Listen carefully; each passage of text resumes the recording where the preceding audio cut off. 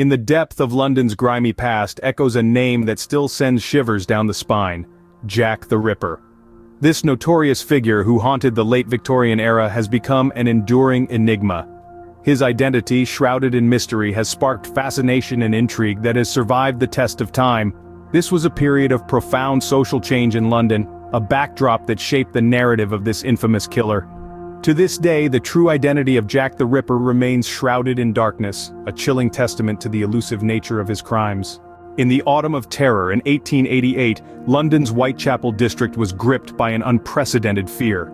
As the leaves turned auburn and fell, so too did the lives of 5 unfortunate women, each one a tragic tale, each one adding to the growing terror.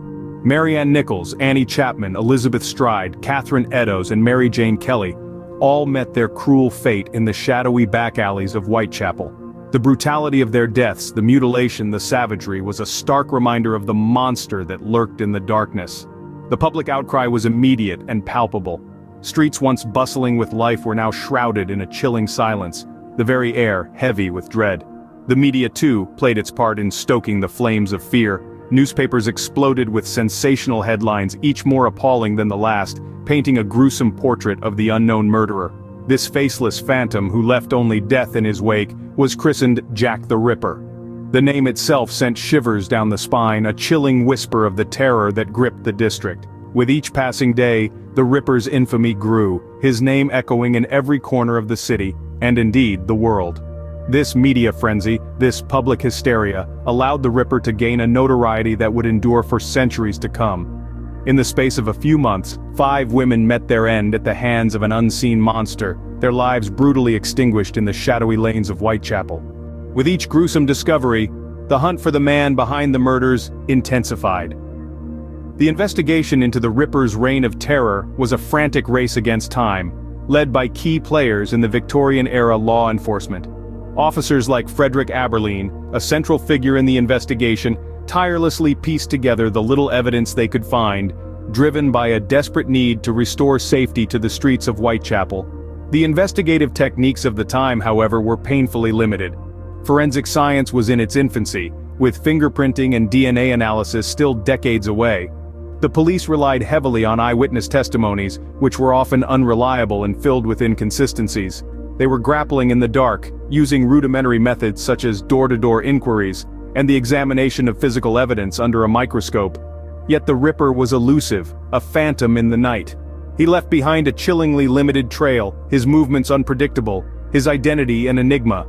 The authorities were stymied by the lack of advanced investigative tools, their efforts further hampered by the fog of fear and hysteria that had descended upon Whitechapel. The investigators of the era were men of grit and determination, battling not only a ruthless killer, but also the constraints of their time.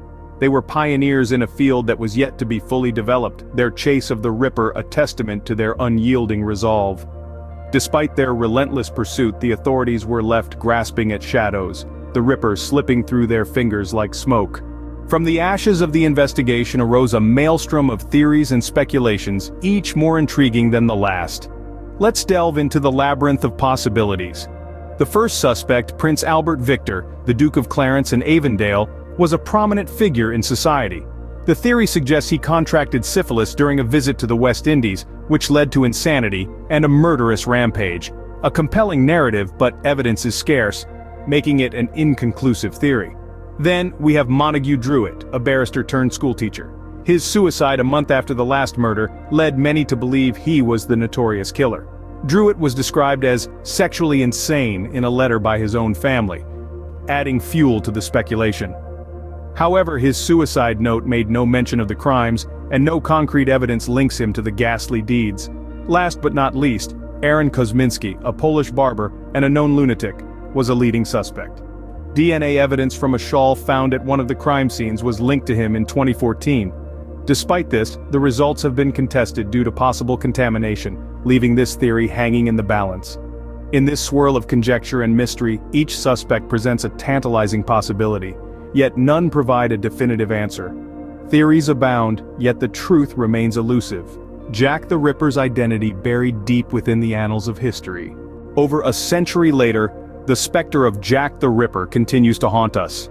His reign of terror left an indelible mark on Victorian London, while the investigation, though thorough, yielded no concrete answers.